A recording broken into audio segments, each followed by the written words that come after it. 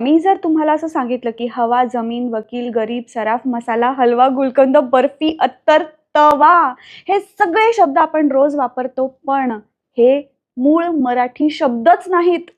हे अरबी आणि फारसी भाषेतून मराठीत आलेले शब्द आहेत. आणि आज सांगितल्याशिवाय आपल्यासारख्या अनेकांना हे कळणारही नाही.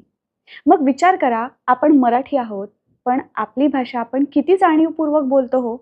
आजची तारीख काय आहे माहिती आहे तुम्हाला? 26 फेब्रुवारी. आज आहे विनायक दामोदर सावरकर यांची पुण्यतिथी आणि उद्या आहे 27 फेब्रुवारी म्हणजेच मराठी भाषा गौरव दिवस, म्हणजेच कुसुमाग्रजांचा वाढदिवस. तारीख या शब्दावर जोर का दिला माहिती आहे? कारण तारीख सुद्धा मूळ मराठी शब्द नाही. त्याला सावरकरांनी पर्यायी शब्द दिला होता दिन, अंक, दिनांक असा. सावरकरांचा भाषाशुद्धीवर खूप भर होता.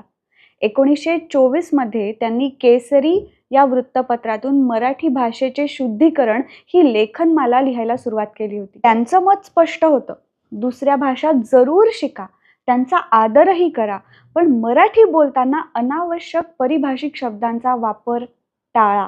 त्यांचे 2 किस्से सांगते. मेयर पदाकरता मुंबईत निवडणुका झाल्यात आणि मेयर निवडूनही आलेत.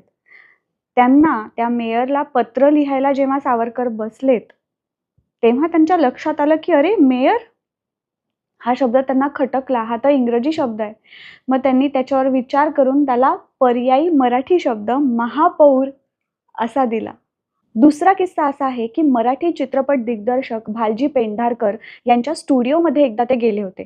तर तिथे डायरेक्टर, प्रोड्युसर, असिस्टंट डायरेक्टर असे इंग्रजी शब्द त्यांना पाट्यांवर लिहिलेले दिसले. ते त्यांना खटकलं आणि तिथे बसल्या बसल्याच त्यांनी त्या इंग्रजी शब्दांना पर्यायी मराठी शब्द तयार करून दिले, जसे की दिग्दर्शक, निर्माता, छायाचित्रकार आणि नृत्य दिग्दर्शक.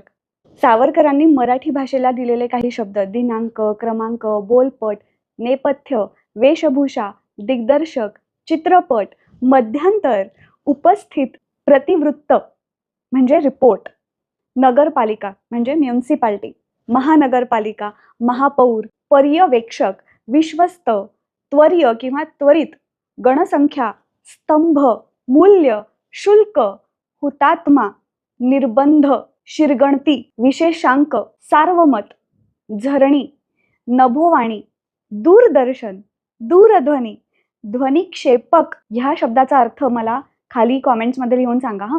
विधिमंडळ, अर्थसंकल्प, क्रीडांगण, प्राचार्य, मुख्याध्यापक, प्राध्यापक, परीक्षक, शस्त्रसंधी, टपाल, तारण, संचलन, गतिमान, नेतृत्व, सेवानिवृत्त, वेतन आणि असे बरेच असंख्य शब्द. या सगळ्या शब्दांचा अर्थ तुम्हाला माहिती आहे का? तो मला खाली कॉमेंट्समध्ये लिहून सांगा. कॉमेंट्सला मराठीमध्ये काय म्हणतात हे सुद्धा कॉमेंट्समध्येच लिहून सांगा. तर आज सावरकरांच्या पुण्यतिथीचं आणि उद्याच्या मराठी भाषा गौरव दिनाचं औचित्य साधून आपण एक छोटासा प्रयत्न करूया.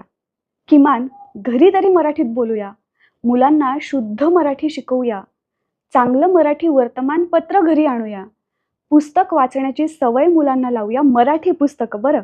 त्याशिवाय तुम्हाला माहिती असलेले असे कोणते शब्द आहेत जे मुळात मराठी नाहीत, किंवा सुंदर मराठी शब्द जे आपण वापरतच नाहीत, किंवा अभिमानाने मराठी बोललेला एखादा प्रसंग कॉमेंटमध्ये नक्की सांगा.